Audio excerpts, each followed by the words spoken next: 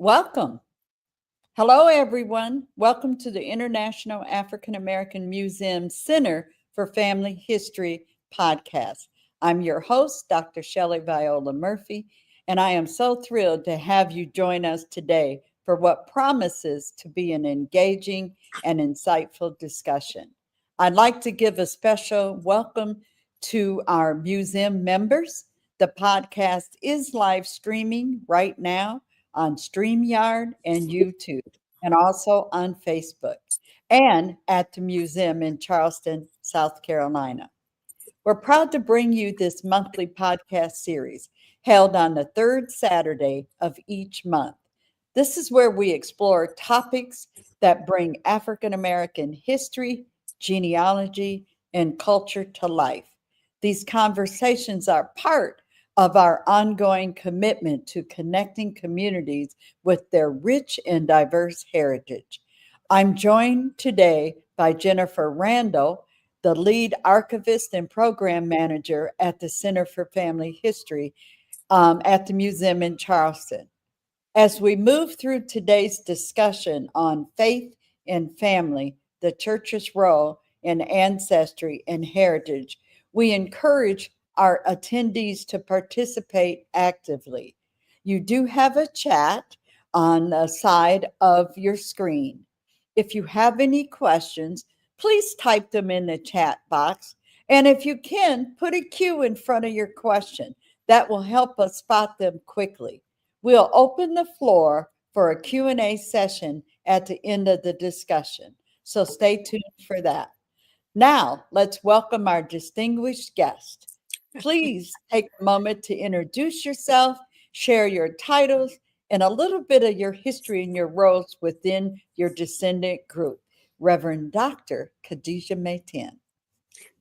Good afternoon, everyone. It's incredibly an honor to be here. I will preface everything by saying, as a Muslim, that all that I may share, if it is helpful and helps us grow as people, then I thank Allah for that. And if there's anything that I say that I make a mistake, that's on me. That's on me. And I'm open always to learning. So I always preface my presentations with that.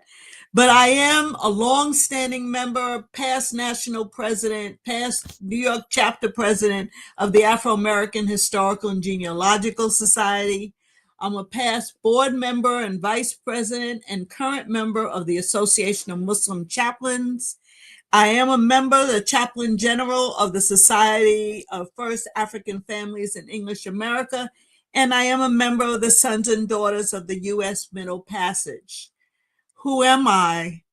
Is seventh generation educator and clergy, and I am my mama and daddy's child. So this is roots of Nebraska and Kansas and South Dakota and Oklahoma and Buxton, Ontario, Canada, talking to you from Brooklyn, New York. How's that, Shelley? That's perfect. Welcome. And thank you for taking the time out to hang out with me today and stuff. And we got a long history also together. So I've got some questions to guide our conversation. So one of the first ones is, why was the... Before you get started, can I just kind of give So we will make references in our conversation using words of church. And we really mean is the faith organization by which we, as African Americans, were members or participated or served.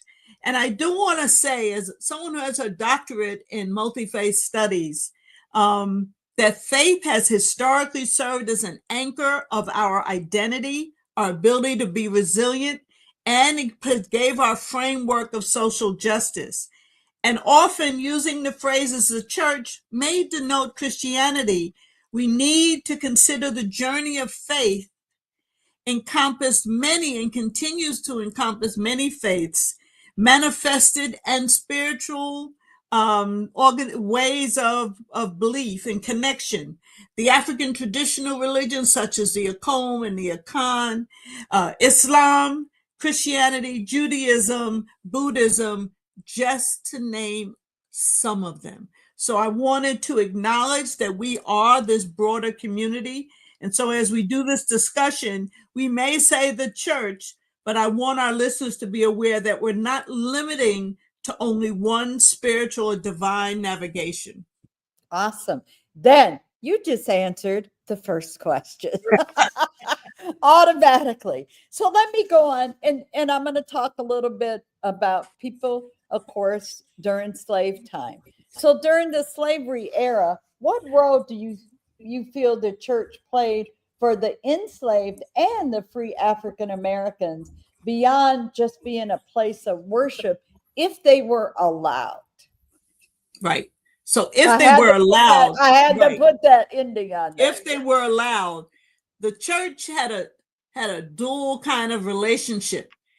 It worked against who we were as slaves, those of us that were enslaved or even free, because there was a morphing of sacred texts to legitimize the slave trade or the other kinds of restrictions. But the way that it served us for many, even though all the documentation is still just emerging, is that it disguised resistance. That I may be coming to, I'm in my wagon or whatever, and I'm going to church because Master said we could, but we're up in the balcony. They don't know the sign languages and the ways that we're communicating with each other and courting our liberation. I use the word courting because it took a while before we got there. And then the theology that was presented, very often, it laid the groundwork for the abolitionist movement. And it laid the groundwork for us to be able to see that, well, the God that we knew in our heart wasn't necessarily what they were preaching from the pulpit, but that didn't mean that we had to swallow all of that. It gave us this lens of identity. And so, it wasn't always recognized and acknowledged, but it was there. And we were very subtly doing the work of liberation. I don't want people to think that, the Civil War and then it was out and then Reconstruction and it was done. The work of liberation started the first time the first person landed on this continent. I was going to say, right, come on in. Yes. Soon as they landed. So I think when I conduct genealogical research and I think of the movies that we've seen, and we see a lot of coming into the circle, there's praise houses later on and so forth, but it still seemed to be controlled. And the reason I'm mentioning this is because I did research in Virginia, Loudoun County, Virginia, and I came across church records. And again, at one of the libraries up there was Thomas Balch Library. And I can't remember the exact church, so I don't want to call it and be incorrect, but they had attendance records. And it was required that the enslaved folks were required to attend the church.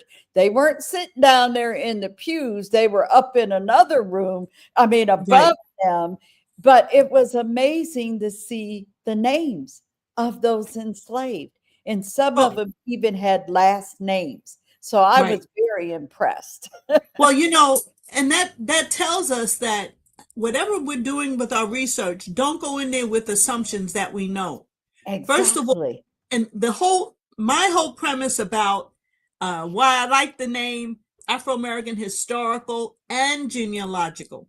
And my doctoral work was about what was the geographical and social journeys of us, as well as our spiritual journeys. What was the full picture? So if I was listed in a church record with a name, or maybe first name, maybe last name, maybe my age, maybe my children were listed, someone doing the genealogical research then begins to see more layers of my humanity. Yes. And that's what we're really trying to drive. It's not just dates and names of places. It's when you look at who you are today, you emerged out of all of those levels of humanity.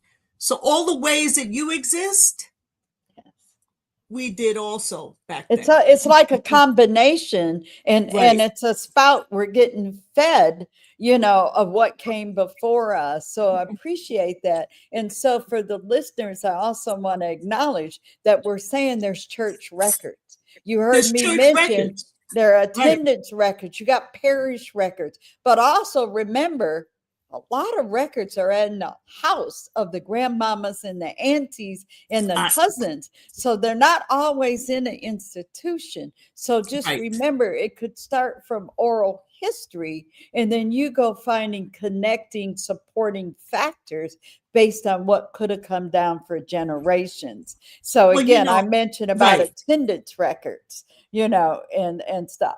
So go ahead. Well, it's not just even the attendance records. Yes, it's that. It's also, did they tie? Oh, yes. Did they accompany someone else? Maybe they weren't listed first, but listed in accompanying someone.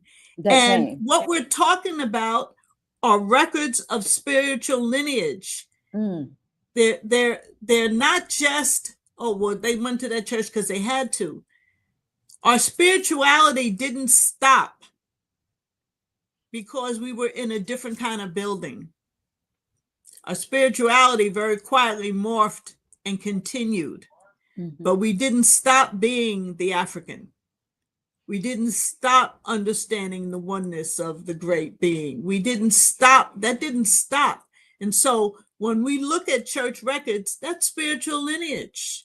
That tells you we where. got a new term here. Thank you, Reverend Dr. Khadijah. We got a new term. Oh my goodness. Thank you for that. I didn't ever associate it that way. But Yeah, it's so true. yeah. It Because comes through. it it it's been a journey, and it's a Yes. continuing journey of people. And so I come from people who were either Muslims or Christians, and Yeah. variations within those communities. There's a lineage there. There are Yeah. people there. The things that you did, there are things that you do every single day that you think because you were smart enough to do it. Ain't got jack to do with you. Right. It's Right. because it was done every generation, and you, as the little baby, you picked up and saw it and said, okay, I'll do that too. It's you absorbing this environment, which has Right. been, constantly moving. And the to go into the traditions, like the baptisms and Right. other That was my things. next question. Yes. Well, How does that those connect us to the communities that we're well, in? because if you're in a community and it's assumed that you are not whole unless you're baptized, Hmm. as I saw growing up, there were some people, and I see it recently with some young parents, they may not entirely believe Hmm. in something, but they know in order for their aunts and cousins to acknowledge their child, the child needs to be baptized. Or Hmm. there needs to be other kinds of rites of connection. There are ways in which we are connected. The women who nurtured me, as I called them, my mentors as I grew up, I found out later they were my godmothers. I had two godmothers because my mother said I was a handful. Okay. So that those women that I looked at as just women that cared about me, there was a spiritual connection there. It was part of my spiritual lineage. Even when I moved on to Islam and they stayed in the Episcopal Church, they still considered me Yes. part of the spiritual lineage, because they said, we Wow. know you didn't give up Jesus because Jesus is in the Quran too. Right. Right. So Right. there's that spiritual lineage, there's that communication. And then, so those rites of passage created community. They helped lay foundations of identity. They gave us a sense of continuity, even if we were sold from one place to the next or had to Hmm. move. They became part of the community's memory. Oh, like Shelly and I, folks don't know, may know. Shelly and I are cousins, Yeah. and our family goes way back. And Shelly and I haven't lived next door to each other, but No. there was a time where our families did. Did. So there's this collective memory. I'll Hmm. say something and she finishes a sentence. Where Yeah. does that come from? That Yeah. came from that collective memory. And then the rights, however we participated in any rights, that's the pathway by which the ancestors are giving us instructions, part of this That's the spiritual guide. lineage. That's the guide. You know, we're going to market spiritual lineage. we're going to market it. I hope Black Pearls and Genealogies listening. We're looking for a page. We now have to identify, and the reason I'm pointing to that, because one, it's fascinating, but the church records, and you mentioned some baptisms, there could be marriages, funeral programs, Right. membership lists, those attendance lists. Oh, All of absolutely. these type things help people to track their family. So Oh, some yeah. of the information that could be on those records could be leads to where we're going. Well, right. And if you could share some ideas of how we could use that to help us trace. So if we got a baptism record, who else would be at a baptism Well, that we that's could it. add that? You know, Right. who else is there? What was that community? Who was Yes. there at the baptismal? What was that community? What were their roles and titles? You know, and then here's what it tells you. My dad was a deacon at Episcopal Church in Brooklyn, but he was also lieutenant in the Army, the whole bit. But when I come across historical records from New York of the different things he worked on, and I see the title that he had or the role that he played, and same with my mother, that tells me a realm of what's possible. That tells me where I can go. Yes. Now, if I'm doing my family history, I don't just look at it like this. It expands the lens. Like my glasses are progressives. You know, I can see the distance. I can see right here, and I can see down on the page. That's what this information, it gives us a progressive lens so that we can determine not only names and dates, the social events, how are they financed? What was the significance of the events? And then who's who? And then what was the significance of the attire? You know, it also gave us migration patterns. Okay. It demonstrated the hopes and aspirations. When somebody gets married, there's so much hope, usually. And future hope. Future hope. Yes. Future hope. You know,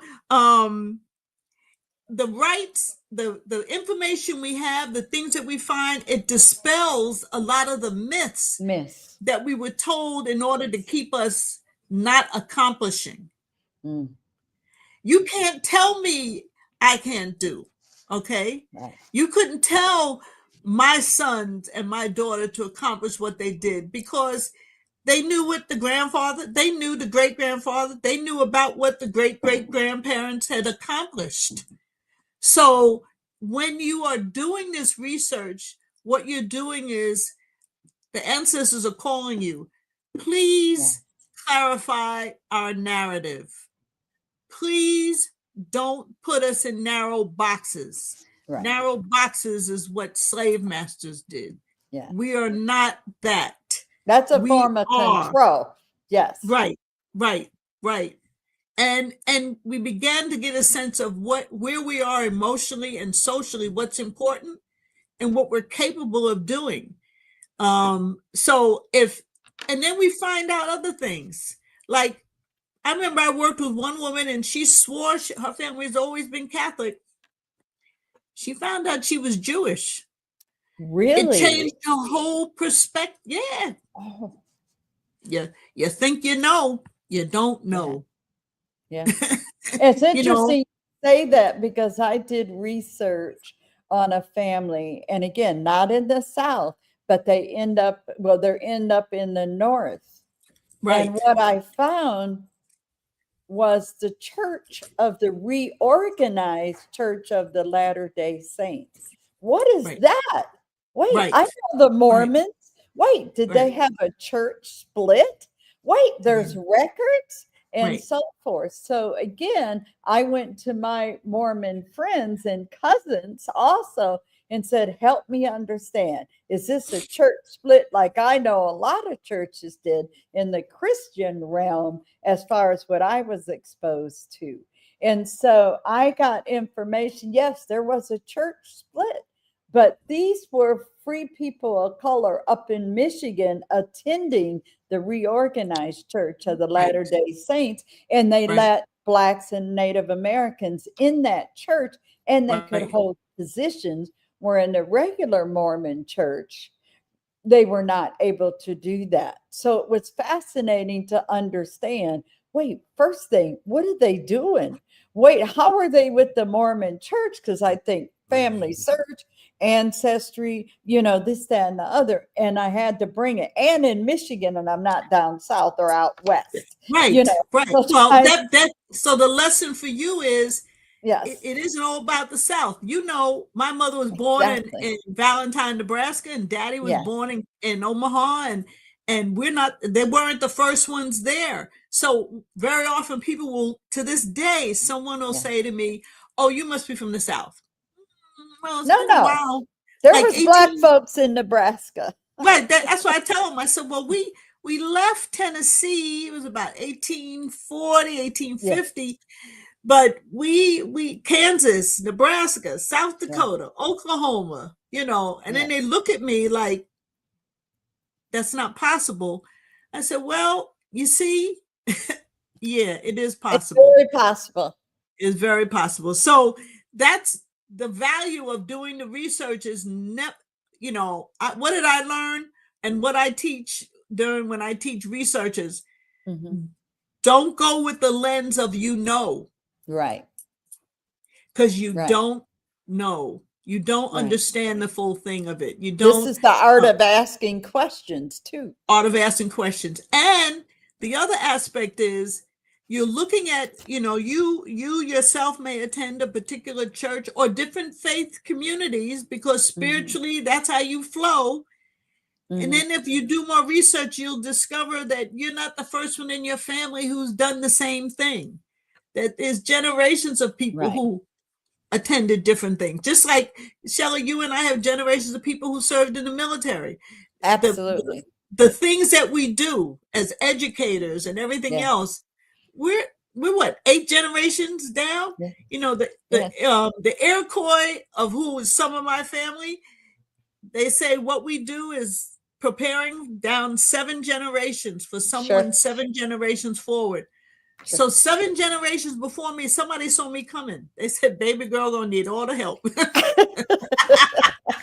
Well, but now we're at that point, and all of us know that are researchers or historians or the holder of the information of the family that there's going to be some challenges. And Yeah, we face yeah, this, especially with African ancestry, even Native American ancestry. yes. There's going to be genealogical challenges. So when we're trying to locate records from a church or a temple or whatever it is, what are some of the challenges that or what do we need to know to make sure we can get access?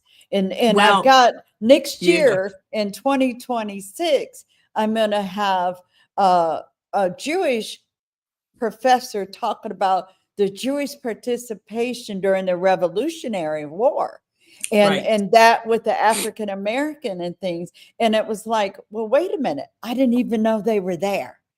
Oh, yeah. So it's Well, a that's learning thing. right, So right, also right. for me and others. So again, what are some of the challenges that you know of that we as folks trying to find more information that we should look for to help Well, combat those type things? one of the challenges. I did a fellowship in England at the University of Cambridge, and I developed a program to work with African American clergy, whether Mm, they were Muslims or Christian, but African American clergy, about how they stayed connected to their sacred texts, but had a safe space to question their own questions. And what sparked that work has been that because very often a community may want that the clergy or the leaders of that community hold a certain image, they Okay. block other things. And so if you may go to a church, which has happened to me, I went to the Episcopal church I grew up in, and I was asking to have access to some of the records from the 1940s and 1950s. And the person said, no, you're not a member of this congregation anymore. So that's one challenge right there. You might have to be a member, have something. Do I have to be a member? Or, yes. but forgetting we're doing historical research. You have in your records my father's name, my mother's name. Can't I do research to verify their presence there? But there's this feeling of, this is our material. You're not a member of this community. Therefore, I can't give you access.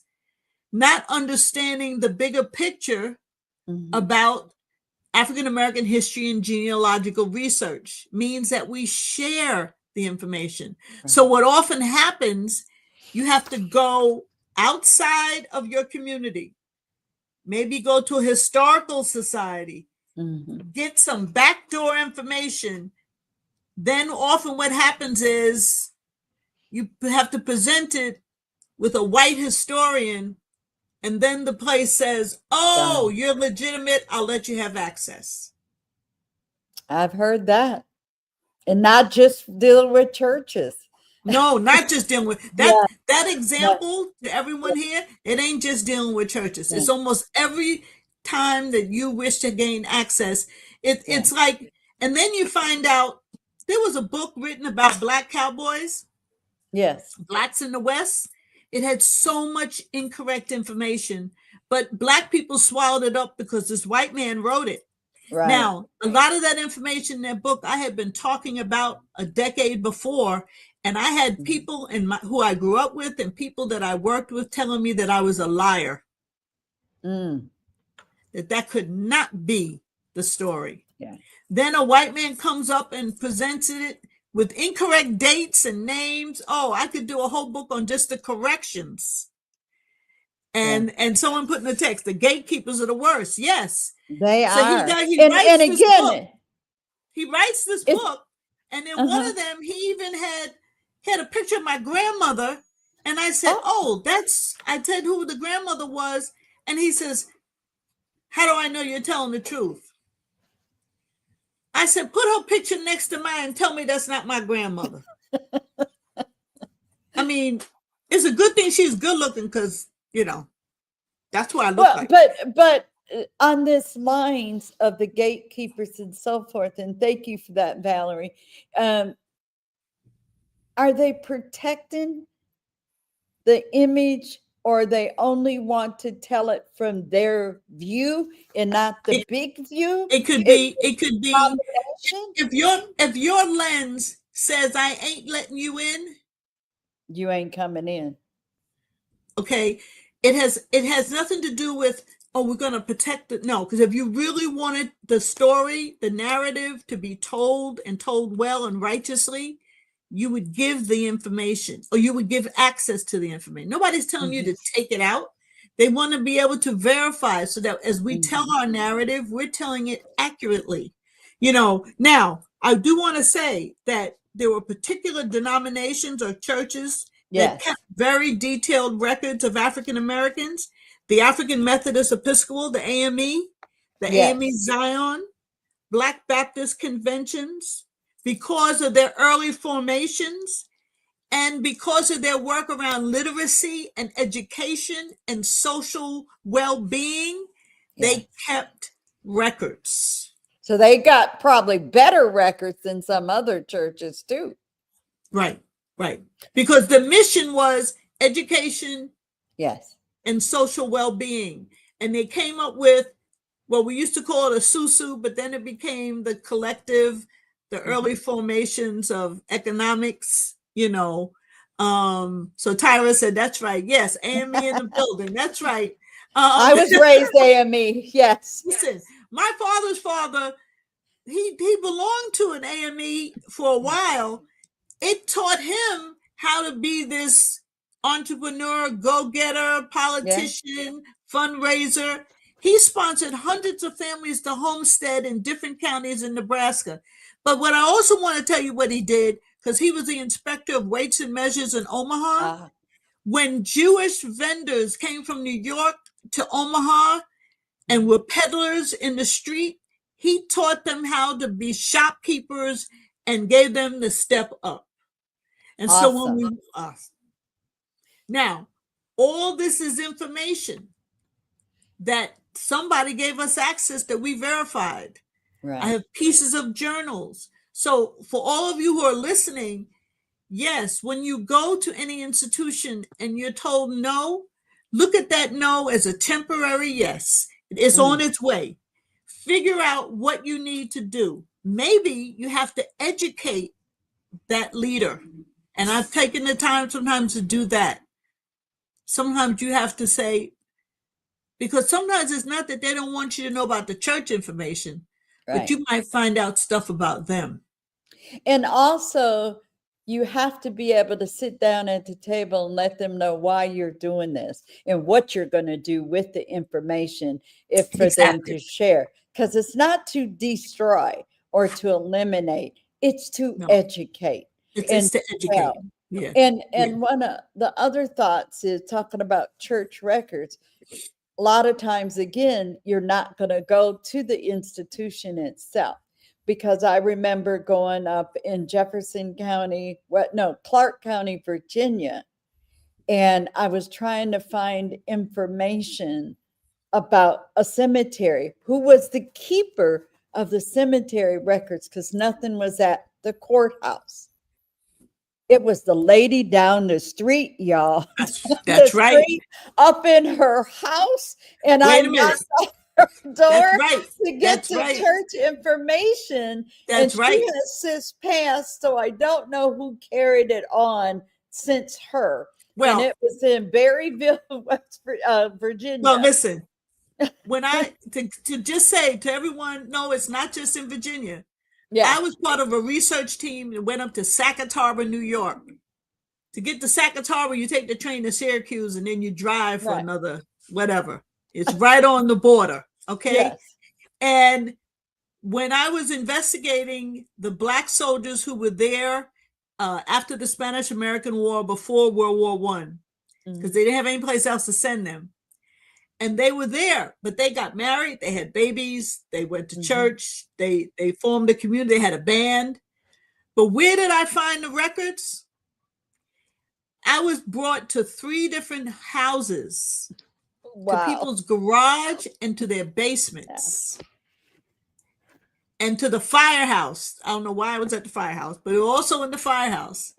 But none of the records were retained in a quote unquote, research repository. In any order. They were there, in any order. And some of the books, the records were everything was handwritten, beautiful penmanship and script. And what I discovered was the infant mortality rate and how people, what ages and what the widows did, the social story.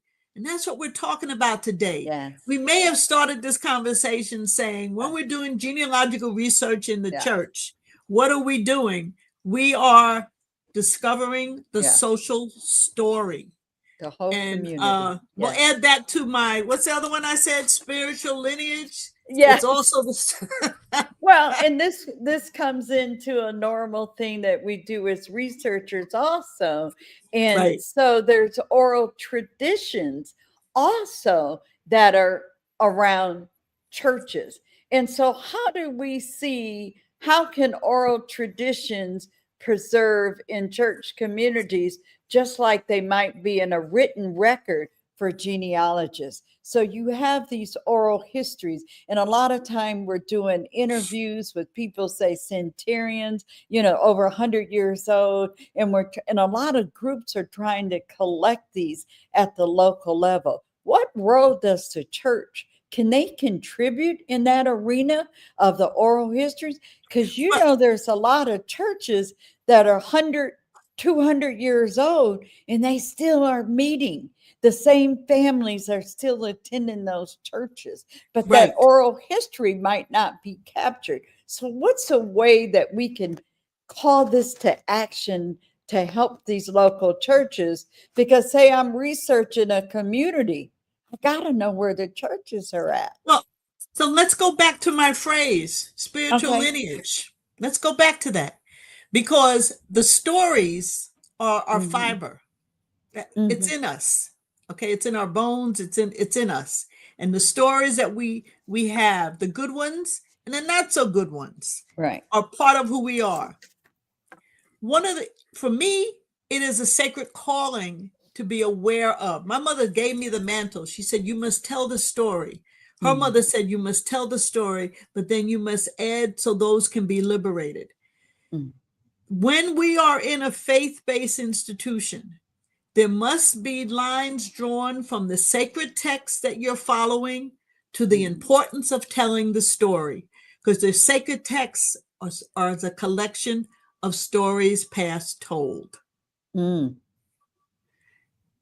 I'm not saying your life is the Bible or the Quran or Right. the Right. Tanakh, and I'm not saying that, but I'm saying that it is part of your sacred journey to Mhm. hold sacred and affirm the Mhm. journey of you and your family and your ancestors, as Mhm. opposed to dismissing them and say, well, that was back then.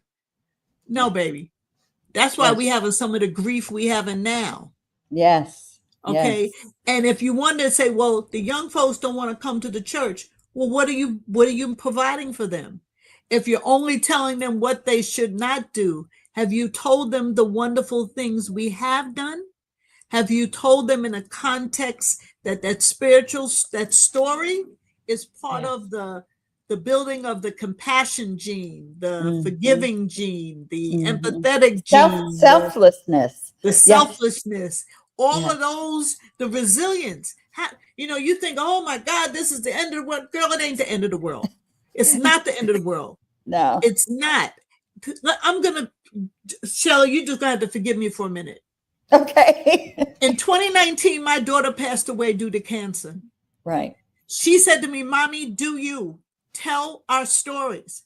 When her brother died in 2023 of cancer, 2 weeks before, he said, Mommy, write the story. The day I got the call that he died, I had an epiphany. Mm. And an epiphany is when God goes right to your heart. I had an Right. epiphany. And it wasn't me asking Allah why, it Right. was a what. What am I being called to To do? do. What is my purpose to do? Mhm. How do I build and continue our community? It's a to do. So you want to know why you tell the stories in the spiritual Yes. context? It is Yes. because of my faith and understanding of scripture Mhm. that I understood the weight of the epiphany. Girl, that was a tsunami on my heart. And I have to That, believe this is what carried the enslaved people through, yes, was yes, having faith. It might not have been the faith that they had once they came, what they left behind, but there was fine. still No, some of it, but they it was it grew to right. what they got When here. They had to right believe. when your relatives and my relatives settled in Cherry County, Nebraska, Yes. my grandmother said she could do that work, building that schoolhouse and all the other Mhm. things, Mhm. because she had Jesus. Mhm. As I studied scripture, I began to find both in the Bible and the Quran that Jesus that got her to settle riding horseback from Right. Kansas over to Cherry County Yes. to building a one-room schoolhouse with your families in mind, Right. Right.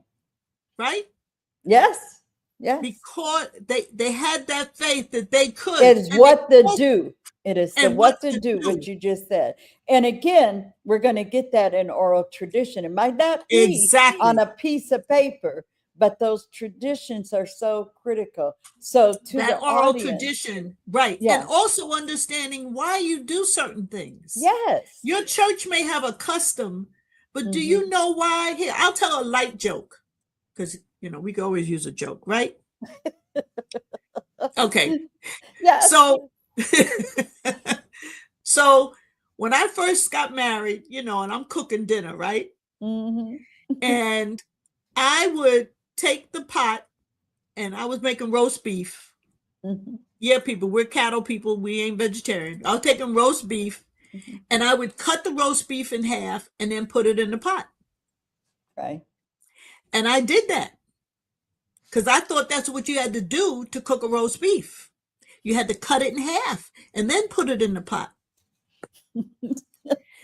My mother comes to visit years later, and she sees me and she says, "Why are you cutting the roast beef?" I said, "Well, Mommy, isn't that what you're supposed to do?" I said, "You do it. You cut the roast beef, put it in the pot." She said, "Baby, I cut that roast beef that way because that was the only pot I had, and that's the only way to make it fit. That's not what you have to do to cook a roast beef. You can afford a bigger pot." I said, right, "Oh, I still cook. I still don't have a big roast beef." But the point is, yeah, my mother saw me. We had the greatest laugh. I yeah, shared the stories with a group of women who had just gotten out of prison. And I said, sometimes we do things because that's what we saw people do, but we forgot to ask I said why. why they did it. So do you think the role of the church, and I'm going to say in African American communities, has evolved from the past to today? Oh, yeah.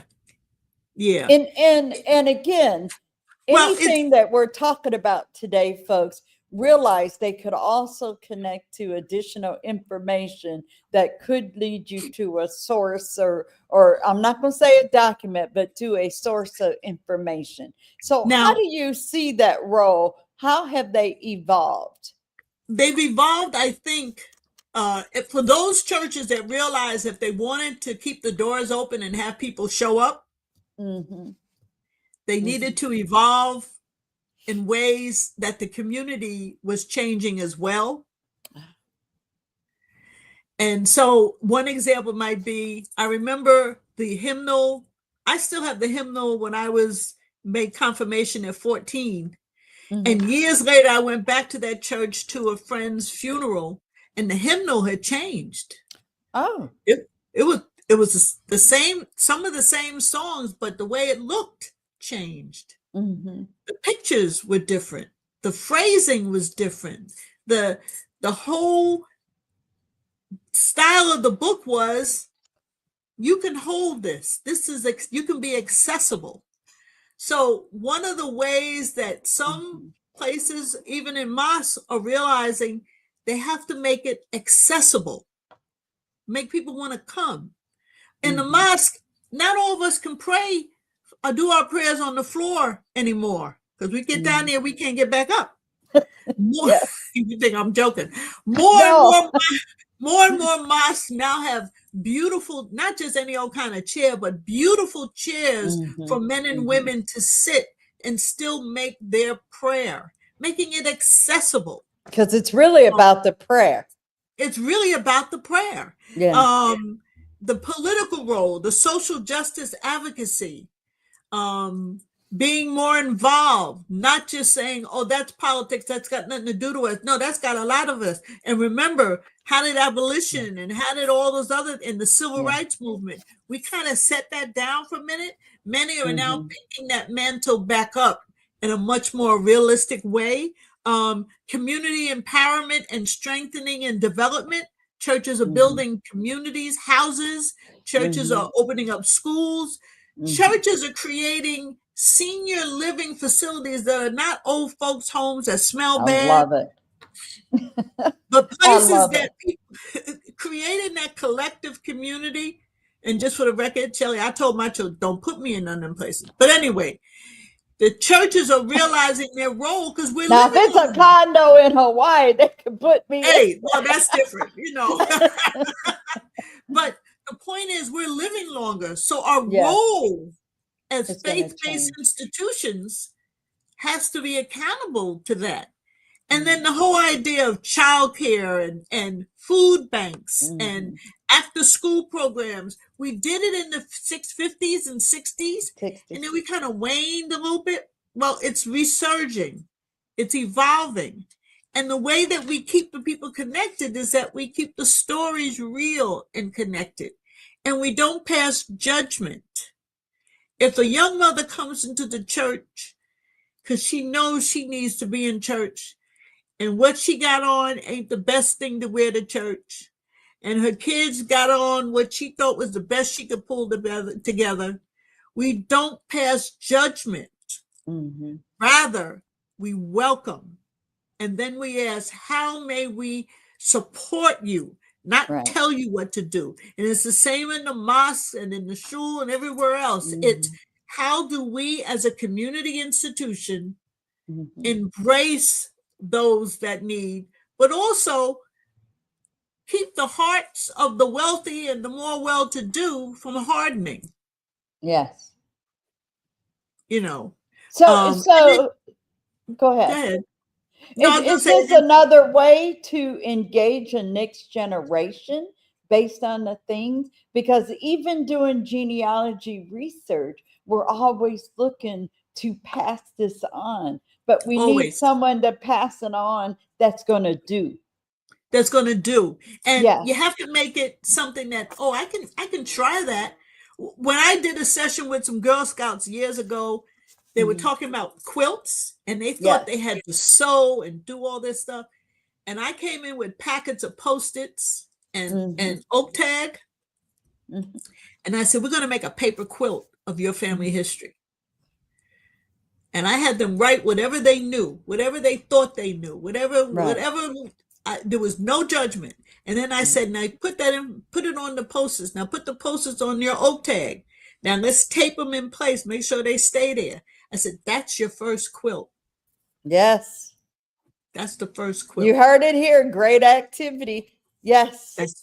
That's the first quilt. And for the person who just gets out of being incarcerated and says, I ain't nobody, I don't know none of my people. I said, when we had been enslaved and the first time we walked down the road free, we wasn't sure about a lot of things either. So the family lineage started with that person.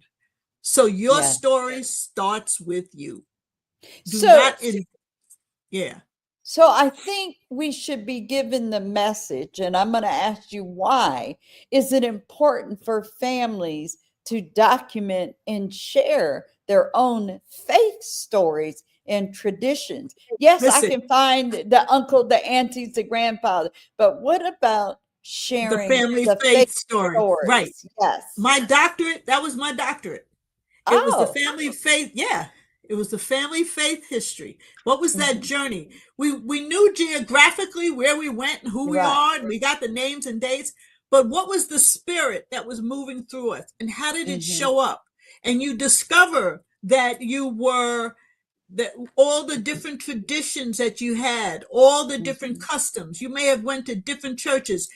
Shelley, in Cherry County, in Valentine, and the area surrounding, in DeWitt, the church that was there would be based on what minister could show up and who donated the books. The traveling so maybe minister. we were Presbyterian. Yes. Maybe we were Presbyterian. Maybe we were Baptist. Maybe we were AME. Who donated the books? Yeah. So all of that influences who we became. So, and now we're talking community again, because that's what you got. That's what you got. Received. Yes. Because my great-grandfather, William Walker, said you had to have a church. He had his sod house, he had a post office named after, it was DeWitt, and then he had the church, which was another part of the building. He said, because you're not a community without a church and without a place for the mail to come to and a store. All right? That church would vary depending upon what clergy was willing to ride on horseback to Cherry County, Nebraska, which, for those that cut the geography class, it's up near the South Dakota border. Right. Yes. And yes, again, I'll repeat it. There were Black folks in Nebraska. And we're talking about in the 1800s, because remember, the Homestead Act was 1862. But some went before. And just for the record, we predated the Exodusters. Okay. Yes. So we were there. I always say we were there before. When there wasn't nothing there, we thought it was a wonderful place to go. What kind of faith drives the people? Yes. And I've been to some of these places, and there's still not a whole lot. There's cattle. But you know, when you said the faith drives the people, they had to feel or want something more than what they had to get on the migration. That's right. And my grandmother, one of her students, spoke to me after the tribute that was done there in 2015 or something. Yeah. One of the students, he was in his 90s. He said, I remember your grandmother. And she and her husband, Roy, your grandfather, said that the work they were doing was because they wanted it to be a way for all of you to step up. They did not want us to be raising cattle for the next 10 generations. They wanted this was a way to step up. The faith and the dreams was we're journeying to step up. And by within a few generations, you saw a shift. You saw the change. We're doctors, dentists, nurses, educators, clergy, served in the military, a little bit of everything. Step up. And again, that all leads us to resources and information. And I like the aspect of talking about the community and what's local and things, because a lot of churches have their local history and have been keeping local history. And what a great project to engage in. Local, even if you went to a church and just read the church's history, right, you will discover you in there. Some aspect of you in there. You will discover maybe you didn't belong to that particular church, but it's like a church in Fort Greene that was an integral part of the Underground Railroad. Well, it was within walking distance of where my great uncle John Page was a doctor in 1916, 1917. Then you begin to see the community very differently. Your uncle's 5 or 6 blocks away. The Underground Railroad is over here. There's this church and that church. Then you begin to see the context of the city of Brooklyn very differently. Or any other place. And the connections. And the connections. The connections. And that's the gold mine for us as researchers. Exactly. So they're the core functions of the church and pastoral leadership and the community hub. And the pastors and the clergy are even recognizing how they study and what they learn has to be different. The evolving social and political role, and then adapting to the contemporary challenges, doing digital research. What did COVID make us do? More research, Zoom. and then being more inclusive. Your church, your denomination for the last, 100 years has been predominantly Black. And then you look up and there's a whole lot of other people coming in because they want the spirit too. And then partnerships. Churches are having to realize in order to retain their property, they must build partnerships. So maybe on Friday, in a community room, it's a small Muslim prayer room. And then maybe on Saturday in another part, it's a shul or Ethiopian Orthodox. And then on Sunday during the day, it's something else. And Sunday evening, it's another group. So the doors are open. The doors are for open. everyone to come in at their time, their time. Right. And right. So, now, what does that say when you rate the records? When you're writing these names down, what is it telling you? Who was there? Why they were there? Were Yeah. they immigrants, or were they whatever the case was? This is part of building the narrative more accurately, and it's part of genealogical research. We do this research. Well, part of it is because we're nosy, but we do this research because it's Yeah, and so one of the questions, and then we'll get to any questions from the audience, but what advice would you give someone who discovers that one of their ancestors or a founder of a church or a leader of a church? How could they really document and preserve that legacy? Because yes, we go say tell the story, but is there something significant that we should be doing to help preserve that history that we found out? yeah. If you find out that your great grandfather, whoever was a Hmm. mother, was a founder of a particular institution, Hmm. however way you find that, you document it in your records, and then Hmm. you go back and do that's research. Then you go Hmm. back and validate what you found. Who told you that? Who was Hmm. that person? Where did you And find where did it they out? get it from? And Would where be did they my get it from? question. And then you go Yes. back another third. So it's like Hmm. 1, 2, 3, Hmm. because it isn't enough for me to say that my father did thus and so. Let's This, say yeah. he helped desegregate the Boy Scouts in New York State. It isn't Hmm. enough for me to say that. No. I had to go to the New York Genealogical and Biographical Society and get newspaper clippings. I had to go back to the Boy Scouts and get, you have to go Hmm. back. You have to go back. Hmm. You have to go back. Because that will also tell you their social journey. Right. Grandmother so and so did not just wake up one day and say, "Okay, I'm starting a church today. That's it, and it's done." What was her spiritual lineage?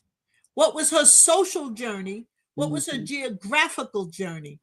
How did she even get to the point where she could wake up one day and say, "I'm starting a church"? That's it. And it comes to the last question I want to ask you, and then we'll go to any audience questions or any takeaways you want to give. So, looking ahead, and I'm saying, how can the Black church continue to be the bridge between history, heritage, and hope for the future?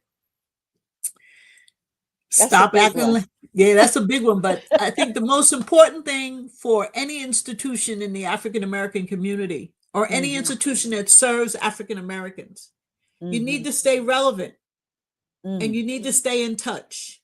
Yeah. And if it means that you have to have podcasts to reach your congregation, you have Yeah. podcasts. And whatever point of view you have, if you find that, wait a minute, I need to change my mind, you need to have conversations with your congregation. You need to talk about the why behind it. You need to Hmm. realize, maybe I need to step down. The image of, well, that's Pastor so and so, and he or Right. she could be there forever. No, that no longer is Mm. relevant. It's, is this leader serving our congregation, and Hmm. how does that serving show up?